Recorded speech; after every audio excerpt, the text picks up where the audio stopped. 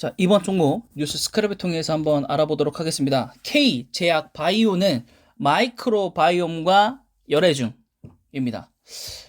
네, 뭐 벤의 열애중을 뭐 좀 틀어놓고 하고 싶긴 한데 저작권이 걸리니까. 네, 자, 우리 몸 안에 사는 미생물과 생태계를 합친 용어로서 마이크로바이옴이라고 합니다. 이것은 세균과 바이러스 등 각종 미생물을 통칭하는 것이고요. 인체 내 마이크롬 수는 순수한 인체 세포 수보다 2배 이상 많고요. 유전자 수는 100배 이상 많은데 제2의 게놈으로 불릴 만큼 가능성이 무궁무진하다고 합니다. 자, 이것을 사용하는 기업이 아직까진 존재하지 않고 상용화된 사례가 없기 때문에 그만큼 블루오션이기 때문에 시장을 선점하는 회사가 제일 유리하다고 볼 수 있습니다. 그만큼 금전적으로 재무적으로 안전한 회사를 선택하는 것이 좋다고 볼 수 있습니다. 혹은 그런 회사가 결국엔 남아서 선두되는 기업이 되겠죠. 자, 첫 번째 고바이오랩이 있고요. 글로벌 2상을 추진하고 있고요. 그 다음에 지노맨 컴퍼니가 이제 작년도에 상장을 했던 것으로 기억하고 있는데 상장 당시 주가는 굉장히 높이 올라갔지만 그 이후로는 이제 그렇게 크게 힘을 발휘하지 못하고 있습니다. 네, 그래서 하반 1상 진행 중이고 또 하반기에는 2상 진행 중인 게 있다고 합니다.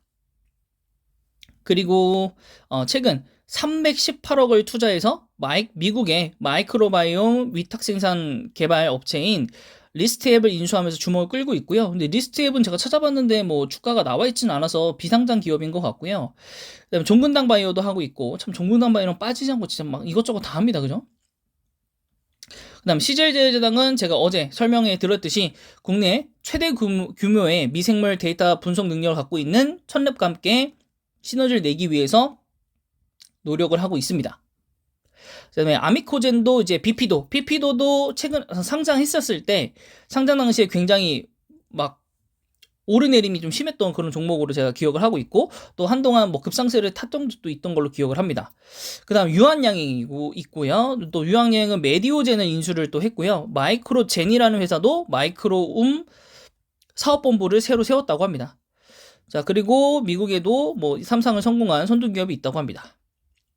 자, 그래서 이제 미국은 이런 게 이제 투자가 좀 많이 해주는데 우리나라는 이제 그런 게 정부 초기이기 때문에 지원이 그래서 그렇게 크게 늘어나지 않고 있어서 그래서 재무적으로 좀 튼튼한 회사를 고르시는 게 좋다고 봅니다. 근데 회사가 너무 많아서 재무표까지 갖고 오면은 너무 오래 걸릴 것 같아서 제가 주봉으로만 좀 차트를 많이 쭉 갖고 왔기 때문에 그 재무제표 여러분들 좀 찾아보시면 좋을 것 같습니다. 자, 그럼 차트 보고 오시겠습니다.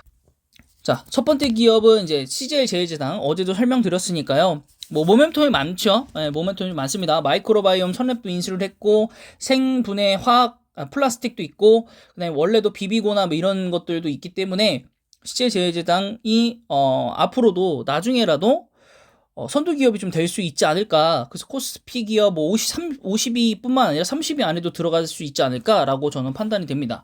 그 다음 첫랩입니다. 인수한 회사이기 때문에 마이크로바이옴이 부각을 받으면 당연히 첫랩도 갈 수 있겠죠. 그동안은 마이크로바이옴만으로는 뭐 갈 수 없었기 때문에 좀 지지부진했는데 인수가 되고 나도 보니까 뭐 CJ 제일제당이 탄탄한 기업이기 때문에 첫랩도 그거에 이제 자금력에 힘입어서 앞으로 사업이 점차적으로 확대되고 잘 진행되지 않을까라고 생각합니다. 네. 뭐 주가도 그렇게 높은 편은 아니고 이미 올라간 폭만큼 조정을 다 받았기 때문에 괜찮은 것 같고요. 지노맨 컴퍼니가 제일 매력적이죠. 제가 봤을 때는. 뭐 이런 자꾸 이상한 문자가 와요. 그죠? 네. 지노맨 컴퍼니고 여기도 상장 당시에 여기까지 9만 원까지 급속하게 올라갔다가 네, 인기가 떨어지고 관심이 적어지면서 지속적으로 하락하고 네, 얼마 전에는 올라갔다가 이제 다시 한번 조정을 받고 내려오는 형국입니다. 그래서 딱히 모멘텀은 없지만 임상이 예정되어 있고 하고 있는 게 있기 때문에 뭐 그거를 조금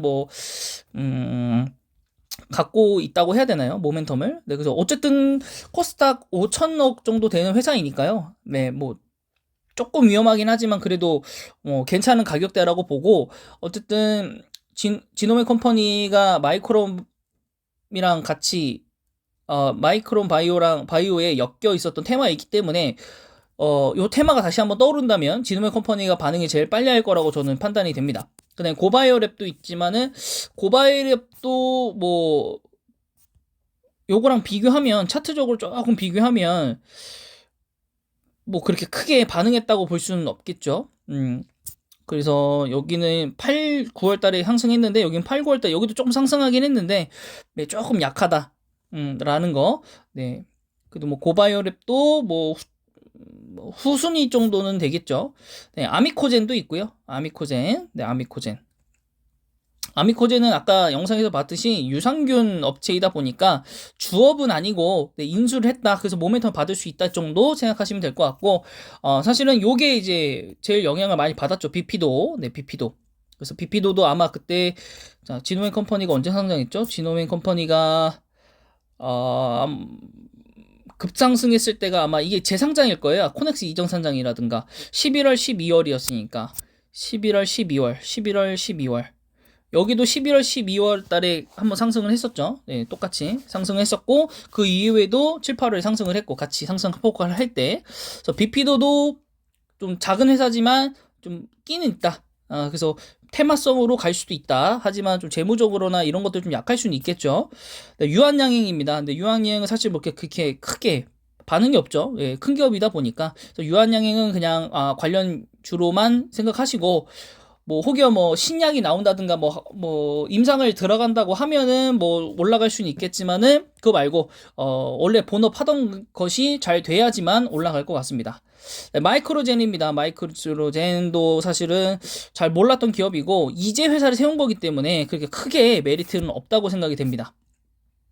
네, 그래서 제가 추천드리는 종목은 비피도, 그 다음에 고바이오랩, 그 다음에 지노메 컴퍼니, 그 다음에 천랩, 그 다음에 CJ 제일제당입니다.